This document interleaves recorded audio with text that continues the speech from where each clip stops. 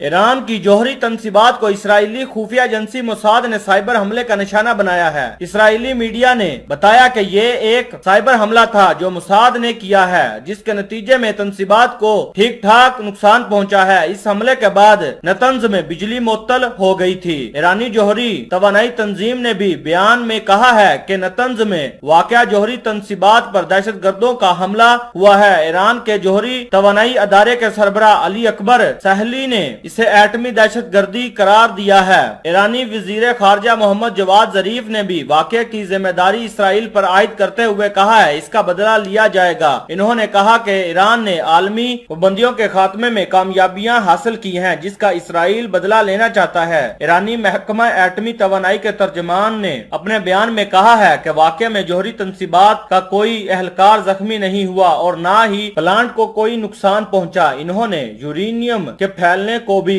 खारिज अज़मकान करार दे दिया। एक रोज कबल ही ईरान ने इस जौहरी तंसीबात में 164 IR-6 सेंट्रीफ्यूज का बाकायदा इफ्तिताह और नई यूरेनियम अफसूदगी IR-9 का अमल शुरू किया था। ये वाकया ऐसे वक्त पेश आया जब यूरोपीय यूनियन के तोसत से आलमी जौहरी मुआहदे के दीगर फरकीन की मौजूदगी में अमेरिका और ईरान के दरमियान मुज़ाकरात जारी हैं, जिसमें अमेरिका की 2015 की आलमी मुआहदे में वापसी और ईरान पर से आयद पाबंदियों के खात्मे पर गुफ्तगू जारी है। 2018 में इस मुआहदे से अमेरिकी सदर डोनाल्ड ट्रंप ने अलहदगी का फैसला किया था। वाज़ेह रहे कि गुज़श्ता साल जुलाई में भी नतंज की जौहरी तंसीबात में धमाका हुआ था, जिसकी जिम्मेदारी ईरान ने इसराइल पर आयद की थी।